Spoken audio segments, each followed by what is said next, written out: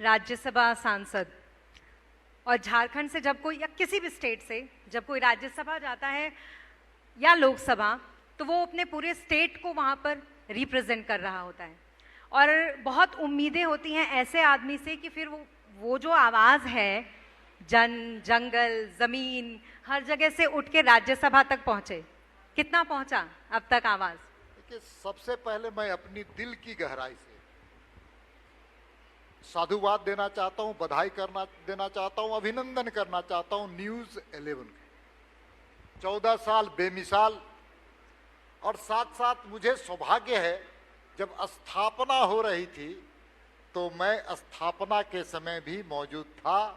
आज एक नया इतिहास, 14 साल की यात्रा इन्होंने तय की और बेमिसाल बनने का काम किया। इसके लिए मैं दिल की गहराई से उनका अभिनंदन करना चाहता हूँ। शुक्रिया सर। अब मेरे सवाल का जवाब भी।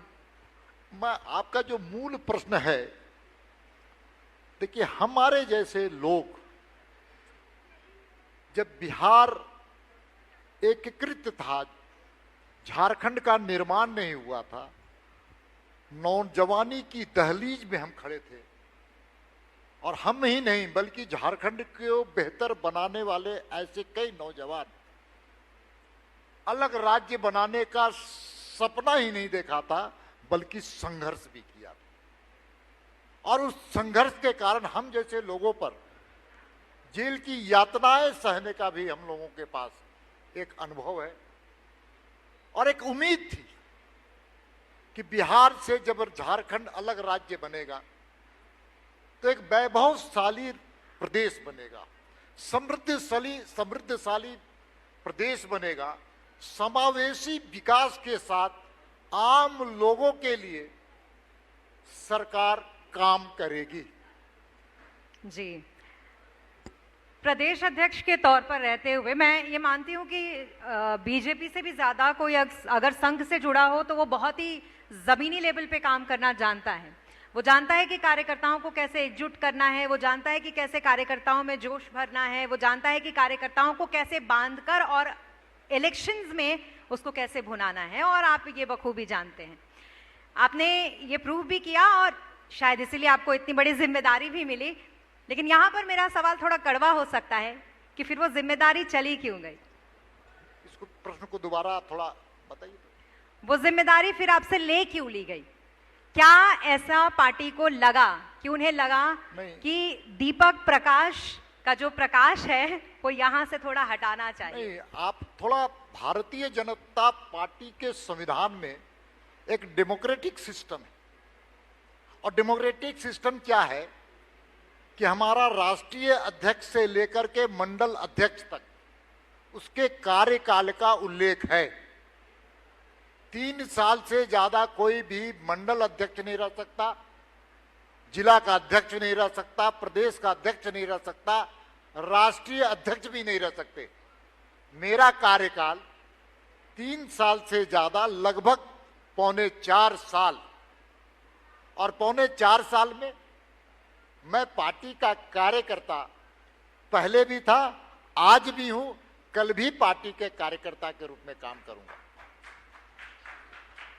जैसा कि मैंने आपसे कहा ही था कि संघ के लोग इसी तरीके से बात करते हैं और बीजेपी के लोग भी ऐसे बात करते हैं। आपसे पहले ही लक्ष्मीकांत वाजपेयी जी थे, वो भी अपने आप को कार्यकर्ता ही बता के गए और यही आप लोगों की उदारता भी है, शायद इसलिए आज आप लोग इतना आगे दिख भी रहे हैं। बहरहाल, लेकिन अब आते हैं झारखंड चुनाव पर, क्योंकि चुनाव अगले साल हैं और दोनों ही हैं, केंद्र के भी और राज्य के भी, और जो आपकी जिम्मेदारी है वो दोनों ही तरफ है। लेकिन एक झुकाव के साथ साथ झारखंड को आगे आप 2024 में कहां देखते हैं? क्या मोदी की गारंटी को आप यहां पर भी भुना पाएंगे? देखिए, झारखंड की 3.5 करोड़ जनता की अपेक्षाएं हैं कि मेरा झारखंड, हमारा झारखंड, हम लोगों का झारखंड बेहतर बने, समृद्धशाली बने और आम लोगों के लिए काम करने वाली सरकार बने। दुर्भाग्य से मैं आपके मंच का कोई राजनीतिकरण नहीं करना चाहता। नहीं सर, आप कर सकते हैं।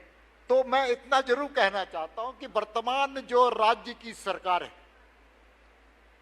घमंडिया गठबंधन, और इस घमंडिया गठबंधन ने देश राज्य को बहुत बड़ा नुकसान किया है। ऐसे 4-5 मुद्दे मैं आपको बताना चाहता हूं कि ये 23 साल अलग राज्य का हो चुका है, झारखंड बनने के 23 साल, 12 साल का शासनकाल हेमंत सोरेन की परिवार का, यूपीए गठबंधन का, शिबू सोरेन के नाम पर, मधु कोड़ा के नाम पर, इस कुल मिलाकर के 12 वर्षों में जब जब इनकी सरकार रही है, झारखंड को बेहाल करने का काम किया है, झारखंड में लूटखंड बनाने का काम किया, झारखंड को खनिज संपदा की लूटपाट का एक शरण स्थली बनाने का काम किया। आपको मैं बताना चाहता हूं, बहुत स्पष्ट रूप से बताना चाहता हूं, शायद भारत का पहला कोई मुख्यमंत्री होगा जो अपने नाम पर खनिज संपदा का लीज लिया हो, अपनी पत्नी के नाम का कोई खनिज लीज लिया हो। यह पहला राज्य है कि मुख्यमंत्री ने अपने नाम पर, अपनी पत्नी के नाम पर खनन लीज लेने का काम किया। इतना ही नहीं, और तो और सुनिए, यहां पर जो रक्षा मंत्रालय की जमीन है, रक्षा मंत्रालय की जमीन को लोगों ने सौदेबाजी करने का काम किया। जमीन घोटाला किसके संरक्षण में हुआ? जमीन घोटाला आज बैठे हुए सत्ताधारी दल के लोग, झारखंड मुक्ति मोर्चा और कांग्रेस और आरजेडी का जो गठबंधन है, जिनकी सरकार है, और तो और छोड़ दीजिए, अभी शराब घोटाले की मैं चर्चा करना चाहता हूं। शराब घोटाले का संबंध छत्तीसगढ़ से, और आज हर झारखंडियों के चेहरे पर कलंक अगर किसी ने डालने का काम किया तो कांग्रेस है। आज तो 300 करोड़ से ऊपर काले धन बरामद किए गए, अब तो 300 पार, 500-600 करोड़ की बात हो रही है। ये तो केवल नकदी की बात है, थोड़ा जांच को बढ़ने दीजिए। बेनामी संपत्ति हजारों करोड़ की आएगी, वो कैसे आई? ये पैसे आई हैं राजनीतिक संरक्षण के लिए, राजनीतिक समर्थन से, और बैठी हुई सरकार के इशारे पर भ्रष्टाचार हो रहा है इस प्रदेश में। विकास की शून्यता है, केंद्र सरकार की योजनाएं उसको लटकाने का काम, उसको अटकाने का काम, उसको भटकाने का काम। मैं आपको थोड़ा यहाँ पर रोकना चाहूंगी, क्योंकि 2-4 चीजें ऐसी हैं जिस पर मुझे लगा कि मुझे आपको रोकना चाहिए। सबसे पहली तो बात जो आपने कही बेनामी संपत्ति की, कि अभी वो और आएंगी। रघुवर दास के काल में 2014 में 5 ऐसे कैबिनेट मंत्री, वही मैं अभी थोड़ी देर पहले, आपसे पहले लक्ष्मीकांत वाजपेयी जी आए थे, उनसे भी कह रही थी, और मैं चाहती नहीं हूं कि चीजों को मैं रिपीट करूं, लेकिन क्योंकि आप लोगों के हर नेताओं की चीजें जिस तरीके से रिपीट होती हैं, तो हम जर्नलिस्ट को भी उस तरीके से चीजों को रिपीट करना पड़ता है। जरूर। 5 ऐसे कैबिनेट मंत्री जिन पर आय से अधिक संपत्ति का मामला, और हेमंत सोरेन ने इसके खिलाफ जांच शुरू की। हालांकि उनके ऊपर तो आप खुद ईडी की जांच कर रहे हैं, सम्मन पर सम्मन, ईडी की जांच, ये सारा दिखावा, परिणाम क्या सर? देखिए, कानून अपना काम करे, और जब कानून अपना काम करे तो किसी राजनीतिक दल को दखल देने की जरूरत नहीं। भारतीय जनता पार्टी कानून का सम्मान करती है। प्रॉब्लम तो यही है ना कि वो कहते हैं बीजेपी की ईडी बीजेपी की है, सीबीआई बीजेपी की है, सब बीजेपी के हैं, और हमारे पीछे छोड़ देते हैं। आपकी बात का मैं 2 शब्दों में जवाब दूं, 2 वाक्यों में।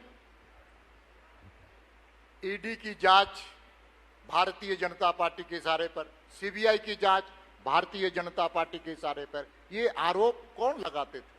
जो इस देश को दोनों हाथों से लूटने वाले लोग। मैं आपसे पूछना चाहता हूं, आप झारखंड के सर्वश्रेष्ठ चैनल हैं, मैं जानना चाहता हूं आपसे कि जब छापे पड़ते हैं, चाहे कोई नौकरशाह के यहां, चाहे कोई राजनेता के यहां, चाहे व्यापारी के यहां, जिसका संरक्षण और समर्थन सत्ताधारी दल से, उसके यहां से अगर नगद बरामद होता है, अवैध काले धन बरामद होते हैं, तो उसके लिए कौन दोषी है? जनता की गाढ़ी कमाई को अगर कोई लूटने का काम करेगा तो मोदी की गारंटी है वो जनता के पाई पैसे को लेकर जनता के जन कल्याणकारी योजनाओं को में खर्च करेगी। ये मोदी की गारंटी है। चलिए, तो ये मोदी की गारंटी हम मान के चले कि 2024 में झारखंड में काम करेगी। देखिए, झारखंड हमेशा हमारे जनसंघ के काल से लेकर अब तक ये भूमि उर्वरा भूमि है भारतीय जनता लेकिन के लिए, भारतीय जनता पार्टी। जी, लेकिन ये 14 मोदी की गारंटी शब्द भले अब आया हो, लेकिन हम ये देख रहे हैं कि मोदी की गारंटी जो है वो वैसे बिना कहे भी 9 सालों से जारी है, और आप लगातार इलेक्शन दर इलेक्शन ये चीज को साबित करते जा रहे हैं कि आपके लिए इलेक्शन में चेहरा मोदी काफी है, और आप उनके दम पर जो चुनाव जीतते हैं वो अलग हटाते हैं उसको। लेकिन यहाँ मेरा सवाल सबसे बड़ा ये है, 2019 के चुनाव में ऐसा क्या हुआ था, ऐसे कहां विफलता लगी आपको जिसकी वजह से राज्य यूं हाथों से निकल गया?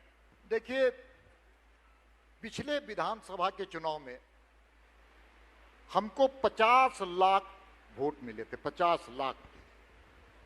52 लाख झारखंड मुक्ति मोर्चा और कांग्रेस और आरजेडी को मिलाकर मिला। फिर भी 25 सीट थी। 2 लाख वोटों से हम पीछे रहे थे, ये सच है। लेकिन सच ये है कि उन्होंने जनता को दिग्भ्रमित करने का काम किया। ये तो वो आपके लिए भी कहते हैं। हमारी बात को पूरा होने दीजिए थोड़ा। बिल्कुल। जनता को दिग्भ्रमित करने का काम किया, और क्या कहा कि मैं 1 साल के अंदर 5 लाख लोगों को रोजगार देंगे। रोजगार नहीं देंगे तो 5 लाख लोगों 5 लाख रुपया आपको हम पैसे देंगे। अगर नौकरी नहीं दिए, बेरोजगारी भत्ता नहीं देंगे तो हम राजनीति से संन्यास लेंगे।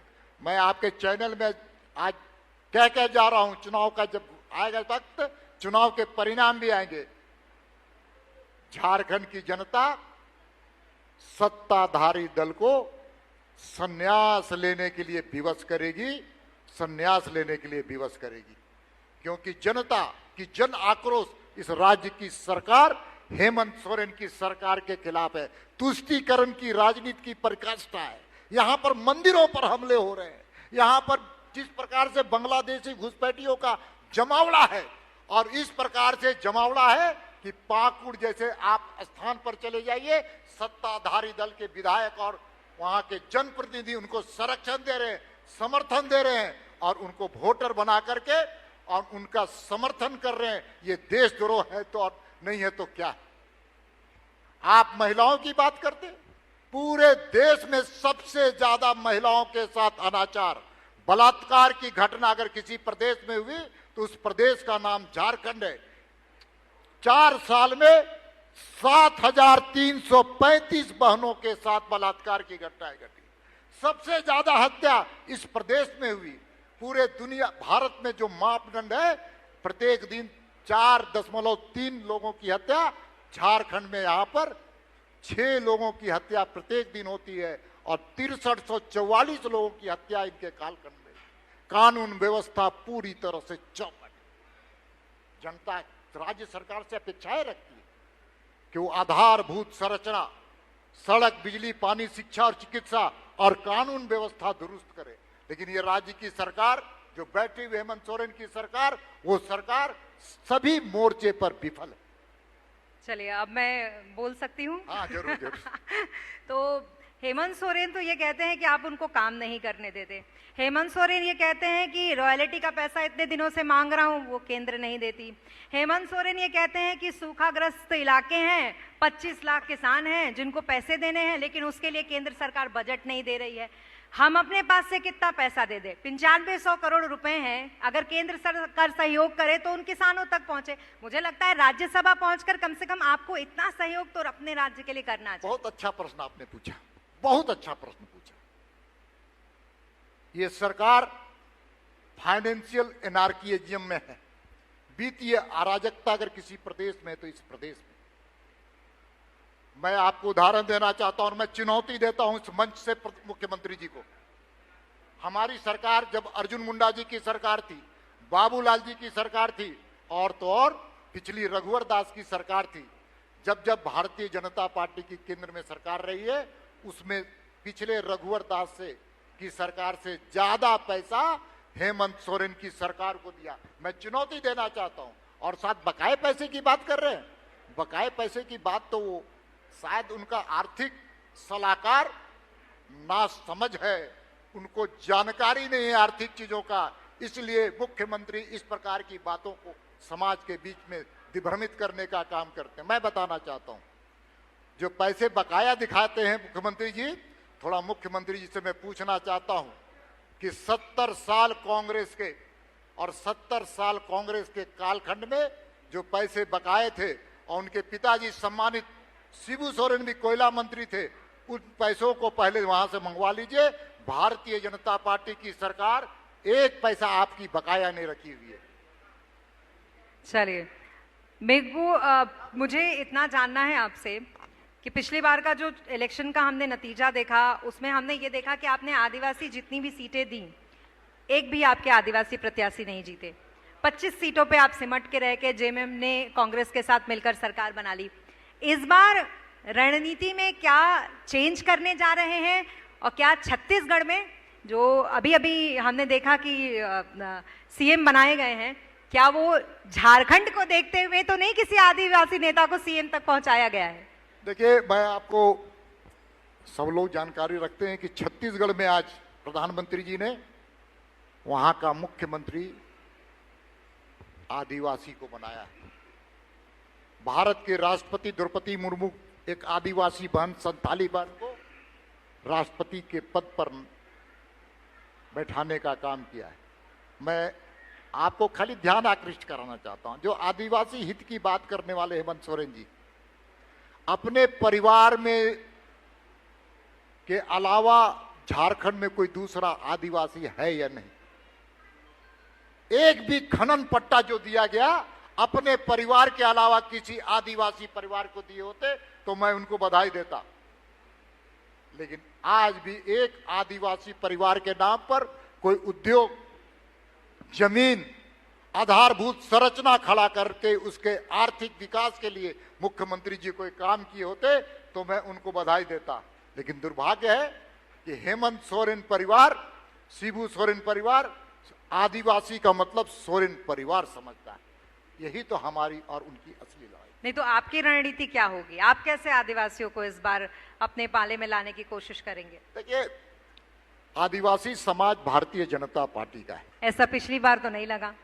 ठीक है, पिछले बार की घटना को आप हमेशा नहीं मान लीजिए। हम लोकसभा में हमारे सांसद सबसे ज्यादा आदिवासी हमारे पास है, उनके पास नहीं है। लोहरदगा का सीट, ट्राइबल सीट लोकसभा का भारतीय जनता पार्टी, यही तो समझ नहीं आता। खूंटी का लोकसभा का सीट, आदिवासी सीट भाजपा के पास, दुमका का सीट, आदिवासी सीट भारतीय जनता पार्टी के पास। तब तो मैं कहूंगा कि आदिवासियों का समर्थन सबसे ज्यादा हमारे पास है। बिल्कुल, मैं वही तो, मेरा अगला प्रश्न था कि लोकसभा में आप अच्छा प्रदर्शन करते हैं, 14 में से 12 सीटें लेकर जाते हैं, और जब विधानसभा की बात आती है तो क्या वो जो पहुंच की राजनीति है बीजेपी की, जो एक संघ के कार्यकर्ता के तौर पर आए हुए लोग बिल्कुल, मैं ये कहूंगी कि ग्रास लेवल पे जिस तरीके से पहुंचते हैं, क्या वहां कमी रह जाती है? क्या जल जंगल जमीन तक गुजरते गुजरते कहीं आप इधर उधर भटक जाते हैं क्या? पिछले विधानसभा के पराजय का, हार का हम लोगों ने समीक्षा किया, और उन समीक्षा के आधार पर मैं कह सकता हूं कि जो भूल थी उसको हमने सुधारने का काम किया, और उन चुनौतियों को अवसर में बदलने के लिए भारतीय जनता पार्टी का कार्यकर्ता तत्पर है। मैं आपको आपके माध्यम से झारखंड की जनता की जो अभिव्यक्ति है, और अभिव्यक्ति क्या है, राज्य सरकार में जो हेमंत सोरेन की सरकार है, परिवर्तन, और परिवर्तन का संवाहक भारतीय जनता पार्टी बनेगा। यानी आप ये मानते हैं कि आप अब प्रदेश अध्यक्ष के पद पे नहीं है तो पार्टी ज्यादा मजबूत हो गई है? भाई, मैं बार बार कहता हूं, मैंने अपने राजनीतिक जीवन 46 साल पूरा किया। 46 साल मैंने राष्ट्रीय स्वयंसेवक संघ का एक कार्यकर्ता, विद्यार्थी परिषद का एक कार्यकर्ता, युवा मोर्चा कार्यकर्ता, भारतीय जनता पार्टी का कार्यकर्ता। भारतीय जनता पार्टी की सबसे खूबसूरत पहलू ये है कि हम सामूहिक काम करते हैं, सामूहिक नेतृत्व पे काम करते हैं, और एक ही लक्ष्य रहता है, भारत को परम वैभवशाली बनाने का। हमारा मूल लक्ष्य ये संघ के लोग इतनी अच्छी बातें कहां से कर लेते हैं? मतलब ठीक है, आपका काम भी दिखता है, लेकिन ये बातें आपकी बड़ी अच्छी होती हैं, और ये बातों का जो इम्प्लीमेंट होती हुई चीजें हैं वो थोड़ी कम दिखती है। आपको मेरी बात भले थोड़ी बुरी लग रही हो, लेकिन अब ये कहना पड़ेगा। और अगर ये कम नहीं दिखती, आपसे कहीं कुछ गलती नहीं हुई होती, तो इसका ये नहीं होता कि आप 2014 के बाद 19 आपका खाली रहता। खैर, अलग बात है। अब मेन मुद्दे पर आते हैं। रघुवर दास को तो आपने राज्यपाल बना दिया, तो अब सीएम किसको माने हम, या उसके लिए कौन बनेगा करोड़पति, यहाँ भी खेलेंगे 24 के चुनाव जीतने के बाद? संकट वहां होता है जहां पर नेतृत्व करने वाले की संख्या कम होती है। भारतीय जनता पार्टी का असंख्य कार्यकर्ता काम करता है देश के लिए, समाज के लिए, राज्य को बेहतर बनाने के लिए, और ऐसे कई कार्यकर्ता होते हैं जो मुख्यमंत्री बनने की लायक होते हैं। आप भी हैं। मैं ये कहना चाहता हूं, मैं खुश हूं पार्टी का कार्यकर्ता के रूप में, और मेरी अंतिम अभिलाषा है कि भारत को परम वैभवशाली बनाना, जिस काम के लिए, सैद्धांतिक अधिष्ठान के लिए हम निकले हैं, हमारे जैसे कई कार्यकर्ता निकले हैं। हमारे पूर्वजों ने अपने जीवन की आहुति दी है। हमारे जैसे कई असंख्य कार्यकर्ता समाज को बेहतर बनाने के लिए, देश को पुनः निर्माण के काम में लगाने के लिए, वह सबसे अच्छा और बेहतर काम है। और सबसे अच्छी खबर हमारे पास तो सैद्धांतिक अधिष्ठान है, विचारधारा है, साथ साथ में नेतृत्व भी है मोदी जैसा। आपको जानकारी होगी कि नवंबर से लेकर के 23 नवंबर से लेकर के 5 दिसंबर तक एक अंतर्राष्ट्रीय एजेंसी ने फिर से दुनिया का सर्वाधिक लोकप्रिय नेता का आंकड़े उपलब्ध किए। उसमें फिर से नरेंद्र मोदी दुनिया के सर्वाधिक लोकप्रिय नेता बने। इससे बड़ी खुशी हम सब लोगों के लिए क्या हो सकता है? बिल्कुल, तो इसको एक बार फिर से आप भुनाएंगे। इसलिए मोदी की गारंटी है, राज्य को बेहतर बनाएंगे, देश को भी बेहतर बनाएंगे। और दीपक जी की क्या गारंटी है? मेरी गारंटी है कि मैं सतत जमीनी स्तर पर पार्टी के लिए अपने जीवन की आहुति देने का भी काम कर सकता हूं। ये आपकी गारंटी है? निश्चित तौर पर। राज्य के लिए हम चाहेंगे कि यहाँ से, आज इस मंच से, आप, अगर आपकी सरकार बनती है, मेरी तरफ से शुभकामनाएं आपको पहले से ही, अगर आपकी सरकार यहाँ पे बनती है तो राज्य के लिए आप आगे ऐसे क्या देखते हैं आने वाले सालों में? ऐसा क्या आपने 2014 में अधूरा छोड़ा था जो आपको 2024 में पूरा करना है? देखिए, किसी भी राज्य के शासक को आधारभूत संरचना, इंफ्रास्ट्रक्चर डेवलपमेंट का, उसको खड़ा करने की विशेष जिम्मेवारी होती है। वो सड़क है, बिजली है, पानी है, शिक्षा है, चिकित्सा है, कानून व्यवस्था है।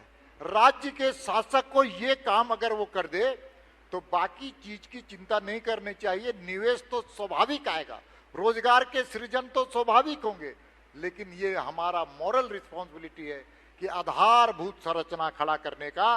भारतीय जनता पार्टी की सरकार आएगी, मैं आपको विश्वास दिलाना चाहता हूं कि आधारभूत संरचना जो आज झारखंड में लाचार है, विवश है और रोता हुआ नजर आ रहा है, उसको खुशहाली के दिशा में हम आगे ले जाएंगे। समय हमारे पास बहुत कम होता है, लेकिन क्वेश्चंस बहुत सारे होते हैं। मैं चाहती हूँ एक आखिरी सवाल आपसे पूछूं मैं कि अभी जो सरकार है उसके साथ, जैसे आप लोग आने वाले रहते हैं तो कहते हैं डबल इंजन की सरकार आएगी, फिर आप देखिए कि हम क्या करते हैं।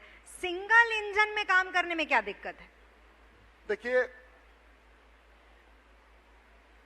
हम सब लोगों के पास 2 चक्के की सवारी है। मोटरसाइकिल मैं चलाता हूं, अगर एक चक्का में पंचर हो जाए, एक चक्का खराब हो जाए, तो मोटरसाइकिल चलेगी क्या? इसीलिए डबल इंजन की सरकार, राज्य में उसकी सरकार के साथ केंद्र में वो सरकार रहने से समन्वय अच्छा और बेहतर होता है, विकास की गति तेज होती है। इसीलिए आप सब देखे होंगे कि मध्य प्रदेश आज हम चुनाव जीते, क्योंकि बेहतर सुशासन करने का अवसर वहां की राज्य की सरकार को मिली। और छत्तीसगढ़ इसलिए जीते कि वहां की सरकार, घोटालों की सरकार, भ्रष्टाचार से लिप्त सरकार को वहां की जनता ने निकार दिया कि वहां डबल इंजन की सरकार नहीं थी, वहां विकास अवरुद्ध था। उसी प्रकार से आप राजस्थान की बात कीजिए, वहां पर परिवर्तन इसलिए हुआ कि वहां पर डबल इंजन की सरकार नहीं थी, और डबल इंजन की सरकार नहीं होने के कारण राजस्थान में लाचार, बेबस और भ्रष्टाचार की बदबू आने वाली सरकार थी।